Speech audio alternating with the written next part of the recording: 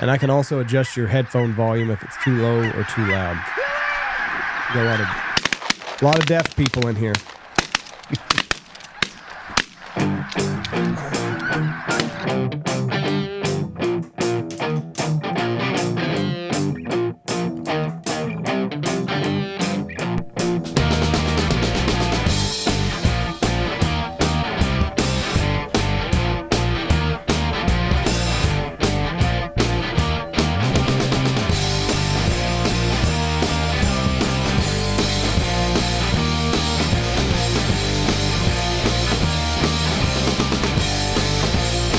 Here we go. 3, 2, 1. Boom! Damn. You're Boom. getting it next. Shit, I hope not. Welcome to the Big Honker Podcast, brought to you by Boss Shot Shells. I'm Jeff Stanfield with the world famous Andy Shaver. Thank you very much.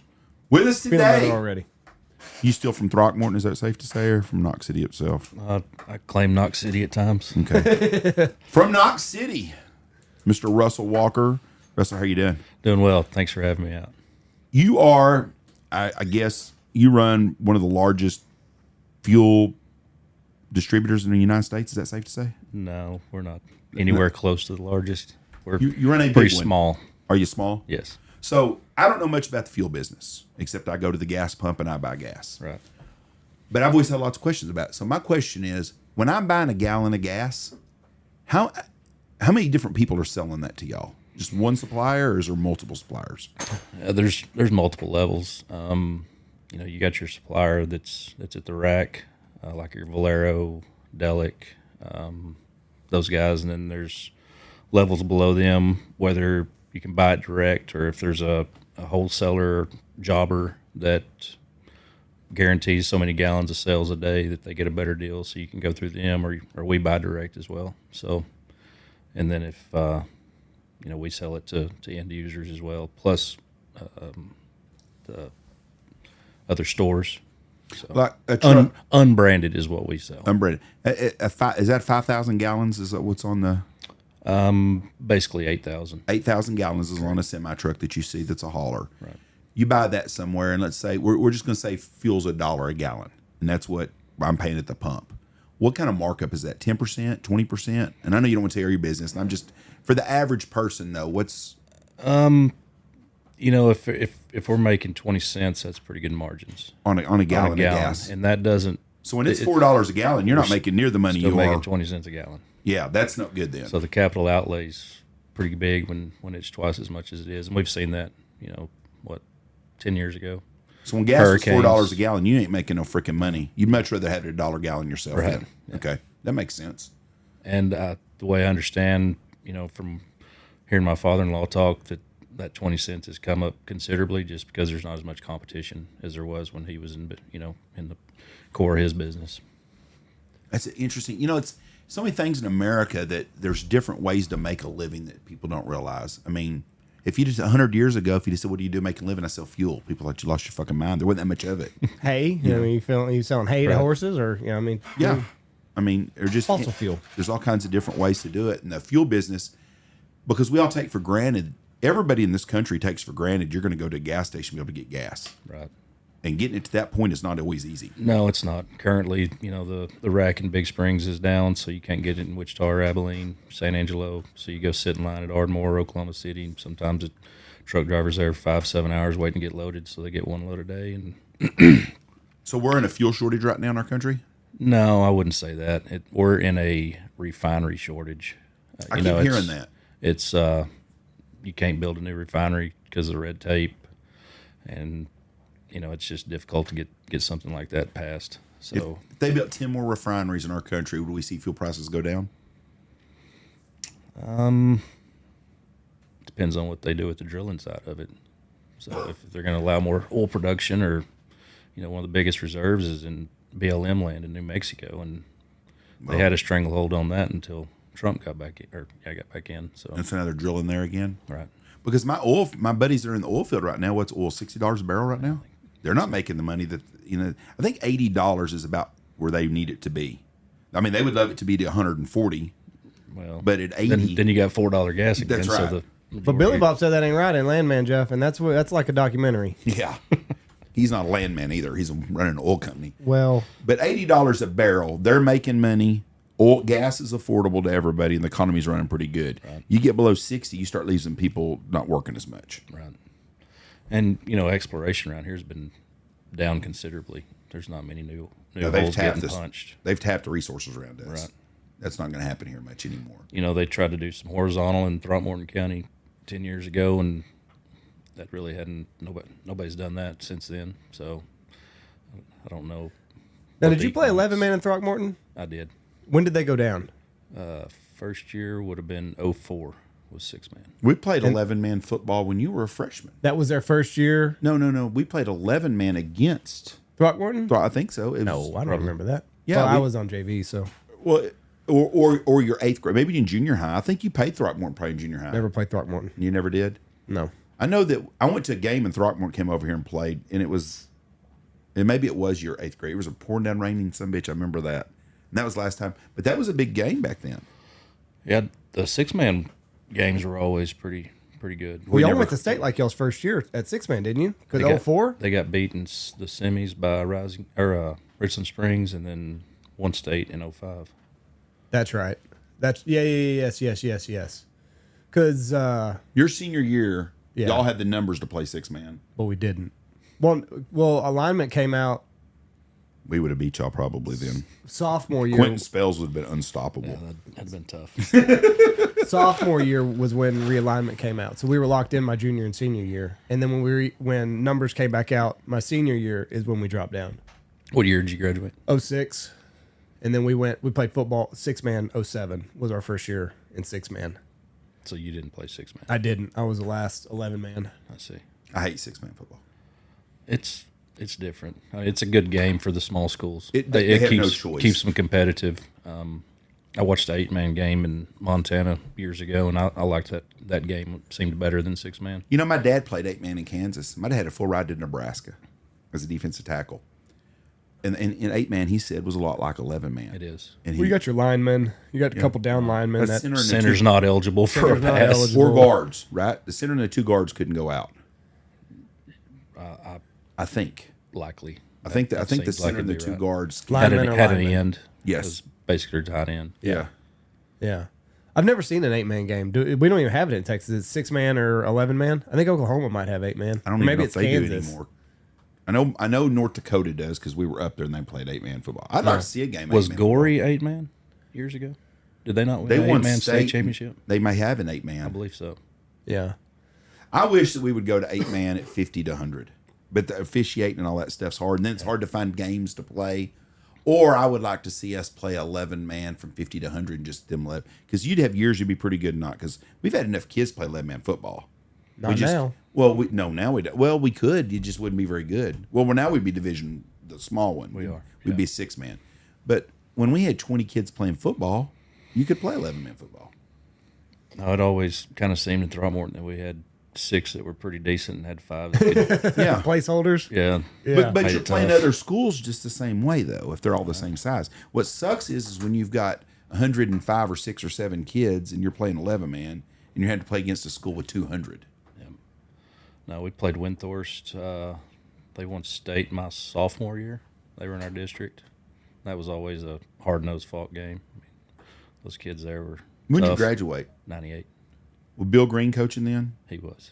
Yeah, they had some good programs. His sons were really good athletes. Yeah. Was that y'all's big rival, Windthorst? Probably. Them and Bryson. So Bryson used to be 11-man. Yep.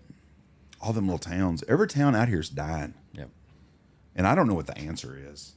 I mean, now we got data centers, but I don't know how many kids we're going to get because we're going to get a lot of gypsy workers, I think. Right. No, it's a lot of traveling laymen coming to do the work, and then they live in their RV and then leave. Yeah. So. I stopped at the taco stand in Mundy the other day. And by the way, they have really good lemonade there. But there was 20 people there, and I was the only one that spoke English. Wow. They were all talking, and I'm not saying they didn't speak English, but they were all. But you could tell they were all workers. They were all here. I don't know if any of them had a family here or not, but they were in here spending money in towns. Right. That's good for the economy. But I don't think we're going to get any family out of it. Haskell's the same way. It's crazy over there right now. I mean, And they say only 10% of the people have gotten here. Wow. I know there's plans for a 4,000 head man camp out there at the Google Center at Lake Stanford. They're putting a hospital in and everything. Wow. I don't know if a hospital. They're going to have a clinic. Let me rephrase that. Emergency. I've heard rumors that there's going to be one at the Weinert Project too. I don't know if it's 4,000, but I mean, that's bigger than that's twice as big as the two neighboring towns. yeah, It's going to be in Knox County. Haskell's We don't only have got 4,000 people live in our county. No. Haskell's only got like 3,000 people that live in it, so you're gonna have a man camp that's got a bigger population than the town that they're living in. Right. I don't know what's gonna happen. And then like, what are they gonna do whenever projects are done? They're just gonna have all these houses for 4,000 people and a hospital and a grocery store that it's just nobody's there. The government's subsidizing all this shit, so I assume they don't care. Make it a damn Indian reservation. But that's what That's off some more government money. They got one at Matador too that's going to be real big. Yeah, didn't it start as a mining project, a Bitcoin mining? I think so. And then it's sold out to its mothership company. It's kind of weird, some of the details I was told. You're an educated man, so I want you to explain to me what Bitcoin's mining is. No idea. I have. When I think of something, I think something tangible. It's a formula, a mathematic formula that's someone placed. I don't understand it. Like if you buy something, like if you buy gold or silver, you've got something. Right. And then you can buy Bitcoin and put it in a wallet and lose your wallet and it's gone forever. Yeah, isn't there a search for a laptop in a landfill or something? Yeah, guy's got like $100 million worth of this shit. guy that hunts with us, he bought a bunch when it first came out. He's got a whole like thumb drive full of Bitcoin, and he had it in an encrypted wallet, and he forgot his passcode, and it's gone. $3-4 million just sitting there on an SSD card that he can look at and plug it into his computer, but cannot figure out. He's searched every little scrap piece of paper that he could find that might have the passcode on it. He's looked at it. Can't get it. And there's $3 no way million to bucks. recover it. No, not unless you have the passcode. I mean, I just, That's what would happen to me. oh, yeah. 100%. I just don't understand. I passed up a chance. A guy wanted to pay me $1,000 in Bitcoin. I'm talking, this was like 2004 or 5. And I was like, that's all right. He goes, I got cash or I'll give you in Bitcoin. I'll take the cash. All right. Would have been $77 million today. Now, in all fairness, if that $1,000 would have got up to $100,000, I probably would have sold the shit and thought I stole something. Right. I would be more sick if I'd have sold it at $100,000, knowing it was going to $77 million, knowing that I just didn't pass up $1,000 worth of it. Yeah. Because it just didn't seem real. But if I'd ever owned it and did it, it would just make you sick to think of that. That's the situation. It's just, I don't understand it. There's nothing else in the history of our world where something that's worth so much is nothing there. No, I can't help you either. So. Yeah, there's nothing to own there. So y'all are just selling fuel all over the place. We've gotten into 7 states now. So if a guy listening here, he owns a construction company and they got a big project coming, y'all would sell fuel to them if the right amount of fuel there. I mean, you're not going to go somewhere just like 1,000 gallons. Right. I mean, we can help facilitate that as well. We've got, some third-party people that are doing work for us. And if it doesn't make sense for us to move assets there, we'll pass the job along and help make sure that it's handled correctly. So, But if I got a big construction site, and let's say I'm going to be there doing excavation work for 3 months, and I'm going to buy 200,000 or 300,000 gallons of fuel. I don't know nothing about this. We'll just say 200,000 gallons of fuel. You would fill the tanks up and keep them. You would supply. yeah, we developed it's called the Fuel Depot. It's a 3-compartment fueling system that there's as many as 36 subcontractors filling out of the one in Rayville, Louisiana right now. So it's got the capabilities to do multiple fueling, and we just keep it full, run it with transports, and they go in, type in their code, and it captures all the transactions. So they're buying just like a fuel pump would be, like you would a card station. Correct. So at a big construction site, 3 different companies can buy from you with their cards or whatever you want to do. 30 companies can buy from us, but they can either get gasoline, clear diesel, or dyed diesel. So That's a freaking amazing idea. well, I didn't come up with it, but we're building our own. So That's a hell of a deal, though. right. No, So- it's all built here in Knox County. We've got a guy that builds our tanks for us here, and then we do everything in-house. So it's just a mobile gas station. Mm-hmm. That's why we can fucking genius. That's why we can go be in 7 states. We don't have to run a bobtail out there to, sell a guy 1,000 gallons a day. So he can go get the 1,000 gallons out of the tank that 5, 10, 20 other contractors are using out of it also. This is another one of those things where you think of like, why the fuck did anybody think about this before? Really? I mean, that's. So you're so if a guy, I'm just throwing this out there. Let's say like Blake that works for us that's in Nebraska, and they're in the middle of nowhere during corn harvest, and there's 15 different farmers trying to get corn in somewhere. You could run up there and put tanks in. They could do the same type thing anywhere. Right. That's fucking genius. Most of these job sites are ran off generators just because they're not hooked to the grid yet. So you run it off a generator. Then we have Starlink that captures all the transactions and sends it back to us. That's unlimited. That's Marine too. Could do that. Mm-hmm. That is. Missed another one, Jeff. Well, I'm not in the fuel business, but I'm impressed. I'm impressed by people that do stuff that just out of the box type things. Right. And then when you hear about it, you thought, well, fuck, that makes a lot of sense. The next generation will have its ability to do credit cards swipes with it. So if there's a hurricane or natural disaster somewhere that doesn't have electricity, just go set it off and it's ready. It's operational in 2 hours or less. There are tons of people, and a lot of them hunt with us, that make a living off of disasters. Right. Linemen, excavation, a hurricane hits somewhere. And that's what I was just thinking about. Like, you get a hurricane hits Miami, Florida, and wipes shit out, and all of a sudden, you know what? They don't need fuel. They don't have fuel for nothing. And then here's this mobile fuel station comes up here at a Home Depot parking lot, and everybody's filling shit. That's fucking genius, is what that is. First responders. That's what Huge necessity. What? It's unlimited. I'm thinking of just events that they have at different places where It needs to be a big user. Yeah. So it's pretty involving setup to just go and move and have there for a week or something like that. Right. I mean, it needs to stay on location for 6 months minimum, basically. But in the time if someone's in need, we'll definitely roll one out to go help that. Well, what was the hurricane that wiped out New Orleans? I can't remember. Katrina. Katrina. A deal like that, perfect example. The New Orleans Fire Department, the police department, Coast Guard, everybody needed something like that. Yeah. That's a damn good idea. There's going to be a lot of that too. So people can call it, because there's people listening to this right now. Let's say they got a logging crew, they're logging shit in the middle of nowhere. Right. Yeah, like I said, we'll look at any project. So Was it hard to learn like the ins and outs of all this? Because I mean, before you were farmer rancher, and then it's like, hey, figure this shit out. it was extremely difficult. Like drinking out of a fire hose. Quite the learning curve. I like to say that when we went to Midland, we gained 10,000 hours of knowledge in about 2 weeks, just because we didn't have time. Yeah. We better learn it fast. So, we had an opportunity to go to the Permian because of the hurricane that hit Houston, because a lot of those guys already had FEMA contracts that they had to go support. So that left a void out there, and we went and started selling fuel to drilling rigs and frac jobs. So that was a ramped up education. Got out of that scene in 2020 and just came back here and thought, what can we do now? So oil field really didn't kind of fit our model. So, it had a lot of people. Father-in-law, very, very knowledgeable businessman. He holds our hand a lot.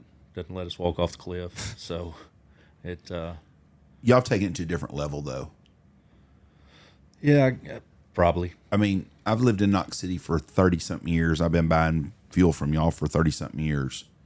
And I remember John built the first little store here, not the store, I don't know what you'd call it, the convenience store here, Penman's, and then y'all have got the ranch then. But the level that y'all went to with like y'all's new home, the headquarters and everything, it's just amazing. And then, hell, I'm places all the time I see y'all's trucks running. Right. Yeah, I remember we didn't have any transports. We just had bobtails when I first came on, and I thought, how do we get all this fuel and we don't have our own transport? Why do we not do that?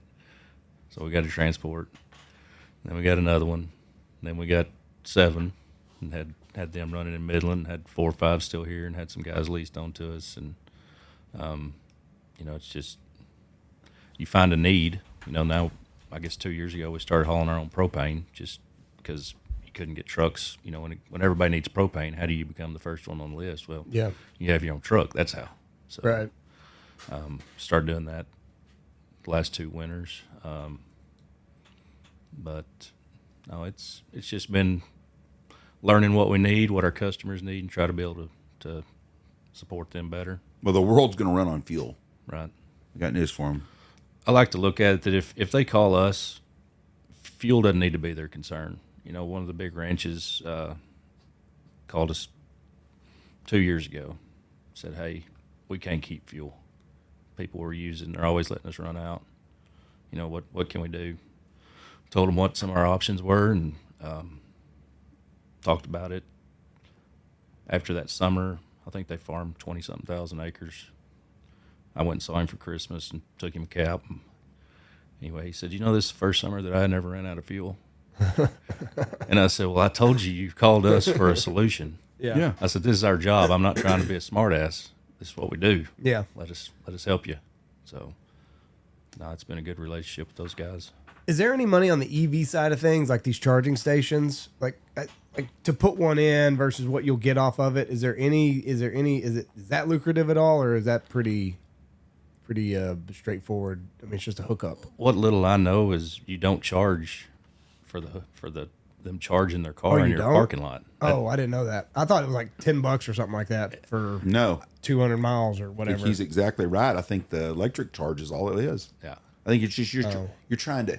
What you did was capture an audience for 30 Yeah. minutes so they Yeah. come in and Right. eat. Yeah. Get a soda, Get a cookie and or- sandwich. Yeah. Yeah. I think you were trying to appease the liberals because I think we're finding out that EV shit don't work. It's going away really fast. Well, I just didn't know. I didn't know what they charge people to hook up their Tesla or whatever. I've heard a lot of people have had a lot of problems getting money out of Tesla that did that. That they would put in these things. Like one guy cut it off, and someone's like, "Well, don't worry, so I wasn't getting paid for it. Why am I going to take up 3 of my parking spots for I don't get nothing out of this." We had a conversation about putting one at Benjamin. Yeah. That makes the most sense because of the Dallas to Lubbock Right. traffic. Yeah. And they said we were going to have to put a substation in bigger than the ones that's running Benjamin right now For the EV deal. for the EV chargers. Yeah, why would you do that? So that's not That's a non-starter. right. Fill up in Wichita Falls before you get out into the big empty. A buddy of mine just bought. I'm assuming that's where the closest one is. Wichita or does Seymour have one? Seymour does not. Right, Wichita Falls or Lubbock. But that's what I'm saying. So you got to make sure you got enough from Wichita Falls to Lubbock, or you're gonna run out. There was a funeral here a couple of years ago, and I heard that someone drove out in a Tesla, ran around for a couple of days, and then they had to drive to Sweetwater to go charge it before they went back to Dallas. We had a guy here that had a Tesla work car because he was embarrassed. Basically, listen, this ain't mine. This is my car. The work company makes it. And it wasn't a super truck. It was just a Tesla. Right. And he plugged it in here, and it was cold. to a 110. And it took him all weekend Wow. to charge that some bitch up. So it's not overnight while you're No. sleeping. Shit, no. Especially not a 110. Like it was Friday. He plugged it in Friday when he got here, Friday, Saturday, and then half a day Sunday. And I think he barely had enough to. I never did charge him for electricity. I guess I probably should add. So the charger, the chargers at convenience stores or eateries, they're 30-minute charge. Yeah. Yeah. So Yeah. But he just plugged that tells you the he, power load that it requires. he just had an extension cord running out there to Like plugging the old car in, old tractor into the old heater Right. deal. make sure he had enough to kind of get to where he was going. But it was, I don't know what he was at, but he was well below 50% by the time he left here. And it was cold, which I got to affects batteries in the Teslas, but no, not good. I guess if you put your own, I guess you'd have to put your own charger in if you were going to have that Cybertruck. You'd have to put it in your garage or something. Yeah, I guess those- they sell those. You can buy them. I had a car. But it's a 220 plug-in. Yeah. For the home charger. I have a guy that hunts with us. He's a car. He sells high-end cars. That's all he does. Athletes go to him. They tell their buddy, and he makes money on all these deals. He told me that the problem with Teslas is that people will buy a Tesla and their charger. They trade their car in at a used lot, but they don't want to get rid of their charger because they'll buy them another one if they do. And so if you buy one, then you got to buy one of these $8,000 or $10,000 battery packs for your house or charging stuff.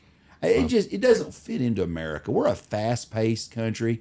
Now, if you're living in some town and you're driving 20 miles a day in town, that's all you do, it's maybe not a bad gig. Right. But out here, that shit don't work. It's tough. I mean, if your kid needs to go to the doctor, where do you go? 100 70 miles away at least. Yeah. And then you stay there. And then I bet your wife goes and shops while she's there. And then they get something to eat to bring home. And then they come home.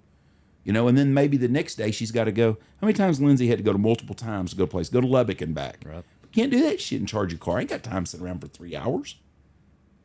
30 minutes, Jeff. You be in and out. I don't buy that 30 minutes bullshit charging and keeping it up, though. I don't know. You be in and out. I've heard those things are like rocket ships, though. Like when you press on the gas, like it is. Yeah, thrust is crazy. So the same things the roller coasters are doing. You gonna ride that new roller coaster at Six Flags? You see that thing, Ed? No. Have What you is seen it? that son bitch? It's called the Takaro or the Tolero or something. It's the tallest roller coaster in the world now. It's at Six Flags fixing to open up. It's got a 360-foot straight drop. I ain't riding that shit for nothing. You couldn't pay me to ride on that crap. Yeah, but I think it's probably all electric and that stuff.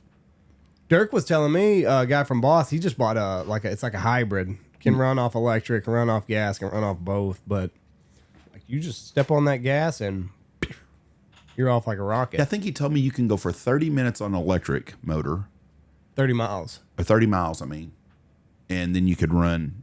So if you just putting around town, it'll run off the electric. I never could understand why they couldn't figure out a way to charge the damn thing up While it was running, like an alternator. Right. But I guess if you did that, then everybody in the world would kill you because you'd have some secret motor that would run forever. I don't understand how the air conditioner works either. I don't think I've ever rode in a Tesla. I had a couple Ubers that have. Yeah, I have too. I got in an Uber and I was like, hey, how fast does this thing go? He's like, you want to see? I'm like, hell yeah, I want to see. Hit that thing. He mashed on it. I was like, oh. Okay, that's true. This would be fun to ride then. Yeah, it's fun. It's fun. I got in one. It didn't have the self-driving or whatever, but like it basically had like the forward lane assist. But like it would keep you in that lane, and it would do the brakes and all that other stuff. But like lane shifting and all that other stuff, it wouldn't do. I don't know. You're in the trucking business too. Me and Andy have had this argument. I don't think we're going to see these driverless trucks doing shit all over the place. I don't know. I think we are. Well, Amazon is laying off their entire workforce, and they're going all to automation. Now, the one thing I don't know is about like the infrastructure, like highways and stuff. Are you just going to have like a separate highway for like these automated drivers? How many trucks you got on the road right now? Bobtails and transports, 15, 16, somewhere in there. Every day of the week run, just about. Maybe not Sundays, maybe, but probably 6 days a week, just about. We run some Sundays, not all of them, But so we're talking. If you run 600 trucks a week running somewhere, how often do you have some problems? Flat tire, something shit happen. 99. Exactly. Yeah, that's right. That's exactly right. You imagine a fucking truckless, A driverless truck. a driverless truck. All you'd have to have 100 guys just go fix them all day long. Got a flat tire, something goes on. But I mean, your drivers every day call in something's going on just about. I mean, it's not every run, but things happen. Right. I just don't see it working without a driver. Not a person on scene. Yeah, I don't know how it's gonna. Yeah, it'll be interesting.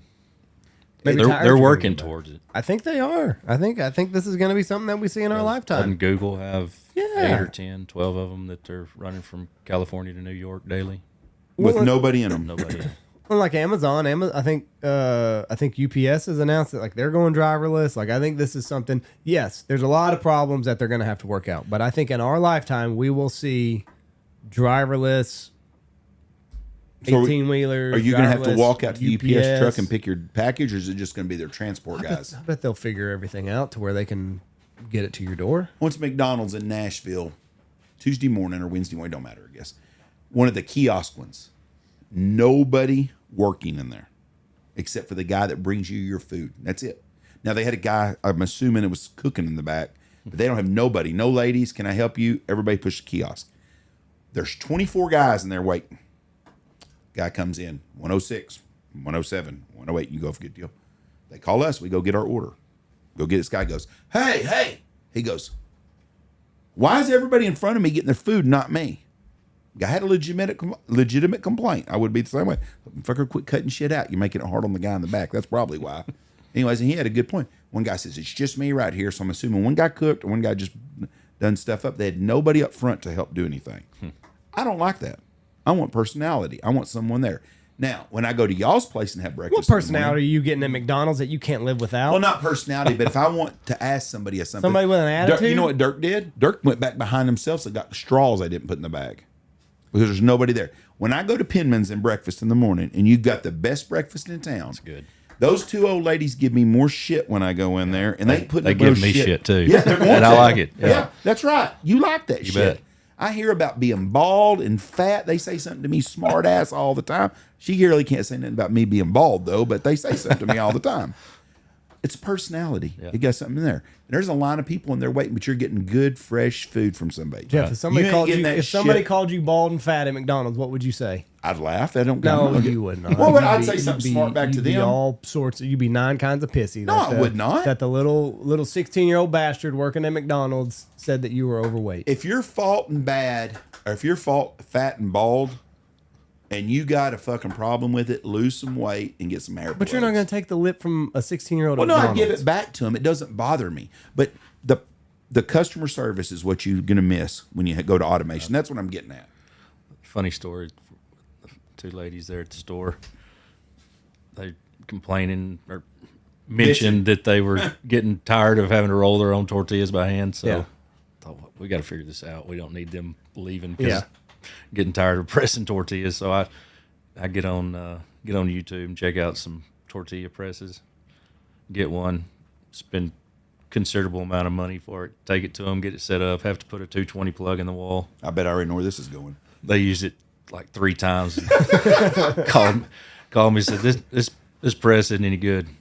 And I said, well, what's going on? So well, it's just, I don't know. We can't figure it out. She said, where'd you figure out to get this one? I said, I don't know.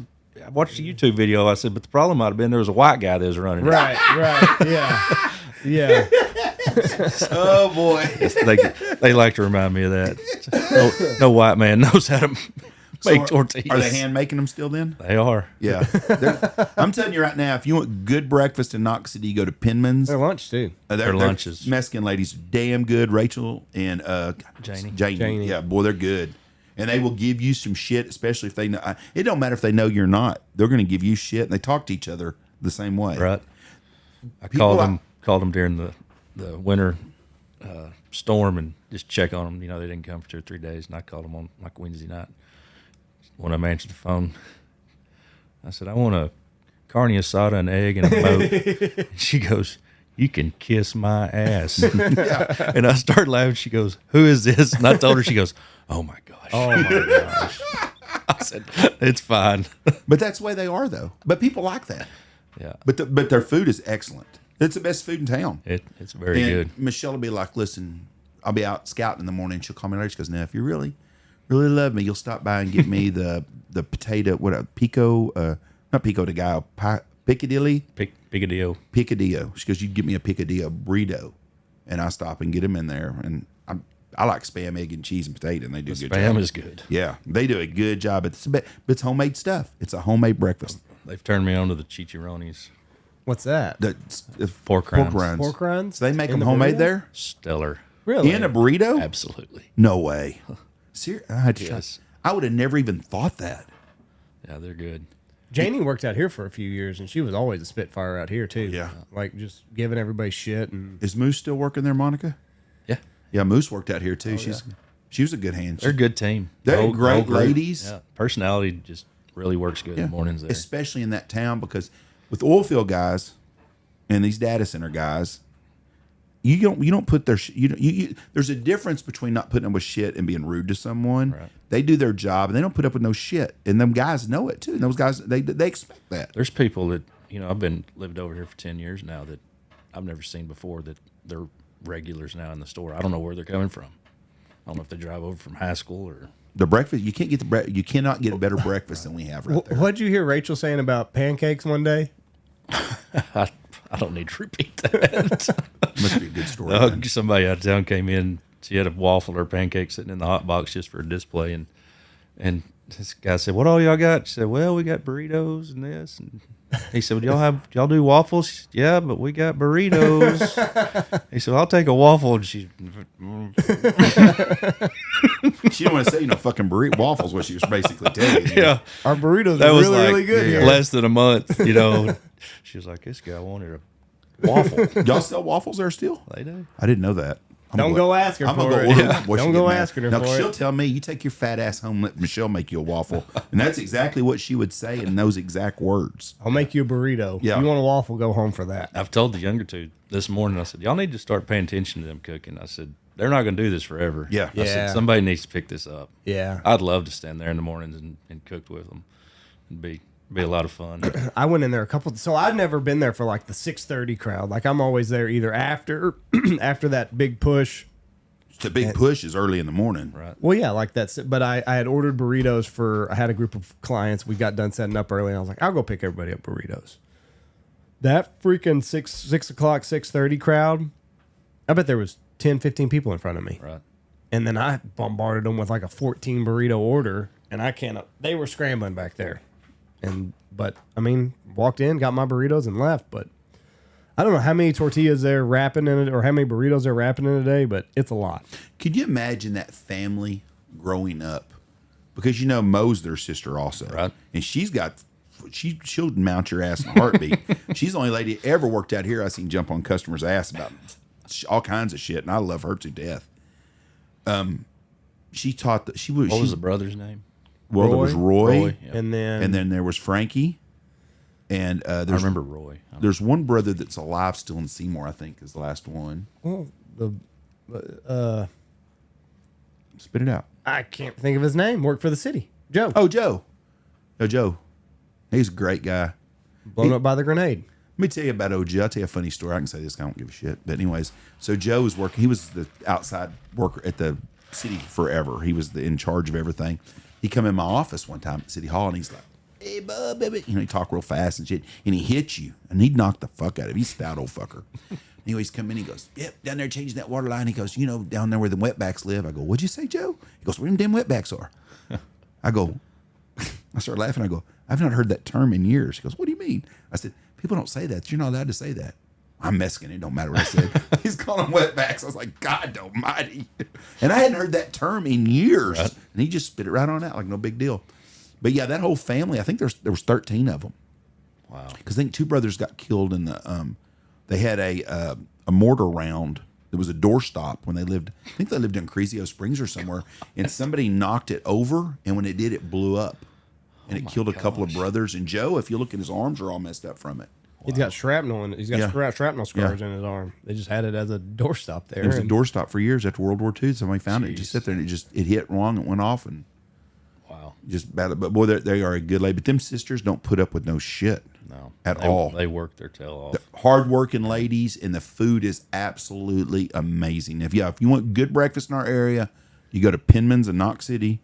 I don't know what time. 6 o'clock is it open? They get there about 4:30. Doors open at 5. Okay, at 5 o'clock. I didn't realize it was that early. And they're there for lunch. No wonder they're getting tired. Right. I'd get there, I guess it was because I'd leave the house some mornings like 5:45 before 6, and it wasn't so busy. Yeah. And I haven't gotten lunch there, so I guess lunch is wild all the time. Did they do hamburgers one time up there, chicken fried steak or something? Steak fingers on Monday. I'm trying to tell them to do fajitas instead of steak fingers. So. Wow, steak fingers are good. Their fajitas are really good too. Anything they make that's Mexican food is damn good. Whenever you grew up, how old were you when you first got on the tractor and started working? I think the first time I got turned loose by myself, I was about 7. 7? Yeah. So my youngest son's age, first grader. Yeah. First, second grade. Would you turn Jameson loose on the tractor? Fuck no. No, he's so accident prone. Your dad, I've never met your dad, but everybody said your dad is a man's man type guy. Yeah, So he didn't put up a lot of shit. No, you didn't test him. Ever. So I'm assuming you did. No. Did Reese? Not really. So, my dad was a giant when we were growing up. So you didn't? No, he was huge. I mean, he not towering, but just his arms and hands. And I had a dad like that too. Yeah, they just had to look at you. Yeah. You knew what they were fixing to do. Yeah, I'd have friends of mine that would be like, shoot, I tell my dad this shit and that. And I thought, fuck, I wasn't going to do that shit. You never back talk. No, fuck no, boy. My dad slapped the piss out of me one time, and I remembered it. I got my last spanking I remember that to this day, and he held me with one hand. How old were you? Oh, I was probably in 6th grade, and I'd got an electric football game for my birthday, and he told me not to take it to school. Yeah. Well, guess what I did? Took it to to school. I got home, and I mean, I'm telling you right now, he probably only hit me twice or 3 times. It fucking hurt from my spine. I mean, it hurt. He slapped me 3 times on my ass, and I swore then I'm never going to get a fucking spanking again. I was going to run away from home before I got spanking after that. Oh, I agree. Yeah. My dad never laid a hand on me or any of the family, but you knew. He had his bluff in. He didn't have to. Definitely. Yeah. He wasn't bluffing though. Yeah, my dad, when he was mad about something, it was not a bullshit type deal. There was he coached at Throckmorton when him and Mom first got married and came back, and guy that played at ACU and I think he went and walked on at Tech after a couple of years at ACU. He told me one time, he said, the hardest I'd ever been hit was by your dad with a blocking dummy. I said, what? And Dad had already told stories about him, Terry Don Barrington. He said he didn't weigh but about 90 pounds. And he said he was the hardest hitting kid he had ever seen. I think they were playing, I think it was Ranger. And Ranger had won Class A the year before.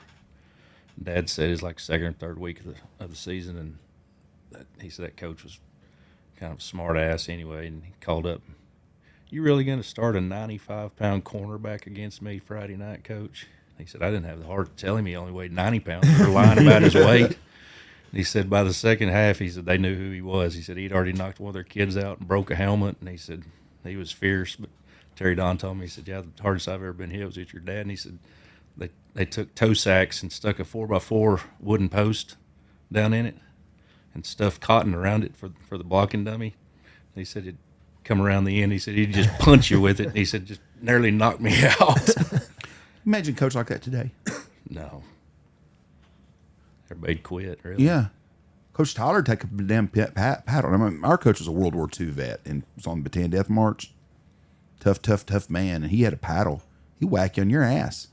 Yeah. Kids today go home crying and shit. Right. Kids back then didn't do that shit because you get in trouble at home. Right. You go home you and Andy both on school board. You deal with that shit. You know, they talk bad to my kid. Well, maybe that's what your kid needs. Yeah. You know, we don't need being a kid's too easy these days. They don't learn nothing to go forward with. You know, they don't have no character. And not all kids, because every time I do that, I'll have some guy. Well, I'll tell you, my kid.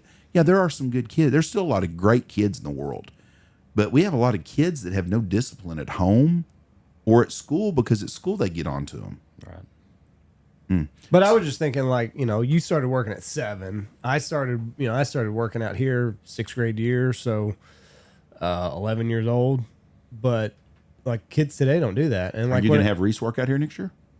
He'll do some stuff, yeah, for sure. But like, just like finding somebody that's gonna replace Janie and Rachel, like, who are you gonna find? You know, like nobody has any drive anymore to you know, good enough is just good enough for a lot of people anymore. They don't want to take that next step, whatever that next step may be.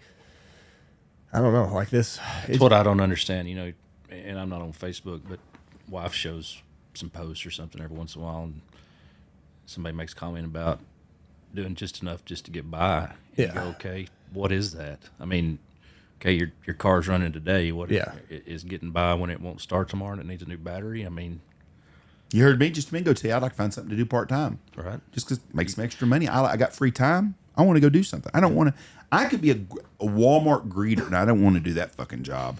But I could see where an older person that wants to work, those are sometimes the best employees you can get. They are, definitely. You know? And so when you go into Walmart and you see an old man out there and he's shaking hands doing it, a lot of them guys ain't doing it for the money. They want to get out of the house, have something to do. Yep. But they also appreciate having a job, where young people act like it's a problem to work or do a damn thing. That's one thing I remember. One of Dad's sayings that resonates a lot is, you know, he'd get me up in the morning to go do something, whether it's Christmas break or whatever, and I'd say, "Do I have to go?" And he'd say, "No, you don't have to, but you get to." Yeah, yeah, So, yeah. that started the mentality right there. Yeah. So It can be a palace or a prison. It's just your mindset on how you try to view the situation. But I don't know. I got 2 young boys, and I want to do right by them. I mean, I don't know. It's a fine line, I guess, because you hear like you started early. I've talked to my grandfather, like he was on a tractor, like from the time that he could basically reach the pedals, and it's like that's good generation of men. Like it's tough nosed men that built this country, and I don't know. I feel like you do a disservice to your kids if you just expect the bare minimum from them. definitely. What do you y'all have 2 really big convenience stores, I guess you call them. I don't know what you'd call it. I call Benjamin Buc-ee's is what I call that one. It's very popular. It's well known. Yes. I have people that I'll have tons of people. I will be somewhere and they'll be, where's Knox City at? And I'll be between Lubbock and Wichita Falls. There's Benjamin. We're south of there 12 miles. They'll be like, oh, that's where the Ranchland store is, because it's a place to get something to eat and drink. It's fresh. How hard is it to keep people working? Because that's the hardest thing Tough. to do. I mean, only 250 people in Benjamin, so Yeah. that's a challenge in itself. But I have some people that commute from different places. But I mean, keeping staff everywhere is a problem, to be Yes. honest. Yeah, it Not is. just in Benjamin. So I gotta imagine Saturdays on a Texas Tech ball game. That place is bonkers. it's pretty wild. Easter, Thanksgiving. Yeah. It's a neat. I went up there yesterday morning to help the truck unload. He'd never unloaded there before, and it was about 10:30. So here you are, an owner of a business, unloading a truck. Ain't that crazy how that shit works, though? Everybody thinks if you're the owner of something, you don't do shit. Count your money. Just sit on a phone all day long at your desk. Well, somebody else would have had gone. But So- you know what I'm saying, though. People don't realize that. They'll be like, oh yeah, they don't do. No, you've done. If you, I bet you've done every job up there. I've cleaned toilets there. Yes, that's what I'm saying. Yeah. Jeff, And I'm not above doing it today. So, I mean, Do I? Have I what? Have you cleaned a toilet I've done here? every fucking thing. Have you around cleaned this a toilet place. here? Fuck yeah, I've done that. I've swept. Jeff? I've mopped. Yeah, I have. Jeff. Yes. One time I messed it up, but yes, I have. Oh, you messed it up No, one time. I've cleaned toilets. I've done he everything. messed it up so you didn't have to Yeah, do it he may again. have messed it It's up, like so- messing your laundry up. No, Yeah. I do not do laundry at the house because I do not know how. Because if I learn how, then I might have to do it again. And I bought Michelle a new vacuum, and it says for women's use only. We don't have carpet in our house. Everything's but no, I've done everything. You have to. Oh, you did? I mean, if you don't, and most business owners have.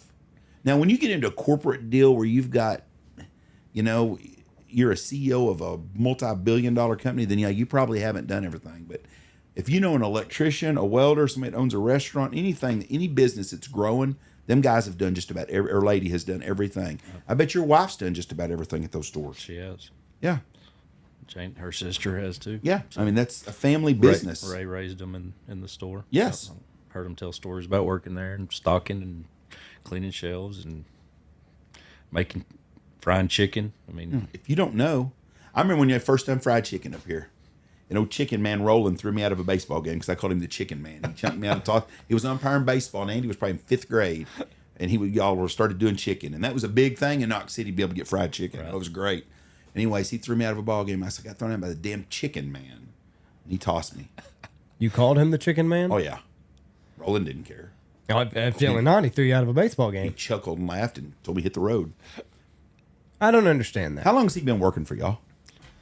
I think the mid-'90s, I believe, when he had his own station, him and his father. When I first moved to Knox City, I bought fuel off of him. Yeah, and Ray went and told him he was going to build the store that's there currently, and Because that's where his place was. I think bought Roland's Service station. full service station. Yeah, right? full. They did it all. And Roland decided to join in with Ray. So There's not a better company employee than Roland Marion. no, he's great. He's a good dude. Goes to my church. He's a good man. No, very good man. Have you been thrown out any kids' baseball or any kids' games? I have not. I don't understand that. We were at the game. We were at. It was a bad call.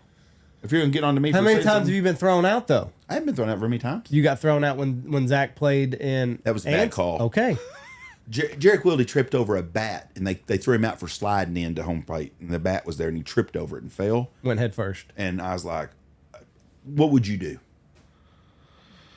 Well, my wife threatens me, so You I'll have to walk home. Michelle probably wasn't happy, but I don't have the ability to shut up sometimes. Right. We had a pretty heated exchange think it was 2 summers ago at Stanford, and the umpire singled me out like I was the only one to say anything, and I didn't appreciate that. Well, I mean, you're a bigger guy too. But you're. I shut up. I chose I've had to bite my right. I've said stuff at some. I almost got tossed out of Dylan's basketball game in Abilene one day. The guy was a real dipshit, and I just Basketball's different because you're in that enclosed environment and it's easy to pinpoint. Football, it's hard. Yeah. Even baseball, it's kind of hard. You're outside. Basketball's Basketball, the worst. you're on top Sometimes of the voices referee. carry better than others. Yes, and he's got a voice that carries. So what did you say to this umpire? Oh, I don't. It was just a couple, back 5 or 6 calls in a row were pretty stupid, and I don't think I even said nothing really other than, are we gonna get the hold, or you got to draw blood, just shit like that. I don't know. It's just so easy to say something, and you just. I think they're pretty quick to. Oh, they're Yeah. a bunch of Now, pussies. They just. Jeff, they're making no money at this. Yeah. Well, I'm not saying that they're overpaid. I just said, But I mean, they're too damn sensitive. You're calling them a name, and it's like I didn't say nothing. I didn't call him a name. you called them. You said they're a bunch of pussies. Well, no, I didn't call him that though. I just said they are. Our whole society's that way. But I'm just saying they're already there for peanuts on a Saturday. Like, you think you're going to get the creme de la creme that ain't going to put up with a bunch of shit? 10-year-old girls basketball is important. When it's all over and you look at the bright big picture, it's pretty stupid. I haven't said much since. There's an NIL deal waiting on that 10U basketball. Yeah. So and I've gotten now where I have gotten really good about just enjoy it and stuff. Yeah. I just don't like to see my grandkids get screwed. And it's not the end of the world, but it's important to them. And when everybody's been there before. Sometimes I heard you bitching about some calls the other day in Spur. I didn't even go to Spur, Jeff. Yes, you did too. No, I did not. That was Jayton, wasn't it? Oh, that's right. We went to Spur watch. Yeah, Jake and I But heard that's you. what I was going to say. We were in Jayton. A fan got a warning in the first quarter of the game from Jayton, and they ended up beating us by like 30 points. It's like, what are you bitching about? And he ended up getting tossed in the third quarter. Wow. It's like it's a kid's basketball game. And Reese went down to get a ball, and he got kneed in the side of the head. And they called a foul on the kid, and this fan just goes crazy over there. Lost his mind. And the referee's like, you got to go. Like, I've already warned you once. You're out. And then him and the coach get into it, and it was like just this whole big mess. But I'm like, I cannot believe that that this dude just got tossed. And then, like, so Reese is crying over there. And then I walk over there, and I was going to say something to the guy if he was still mouthing. I was going to tell him, don't worry, the weather's nice outside. 75 degrees, beautiful. Go stand outside. You're going to love it. But he was already going out. And, like, then that puts Jayton in a weird situation because they've got to send their guy to go get the guy out of the stands because he doesn't want to go. And he's yelling at the referee. See, I never did nothing like that ever. Oh, yeah. They sent, like, principal or soup or whoever had to go escort this guy out of the stands and go outside. And then we saw him outside, and he's like, hey, he's talking to a kid. Go get your mom. I can't go back in today.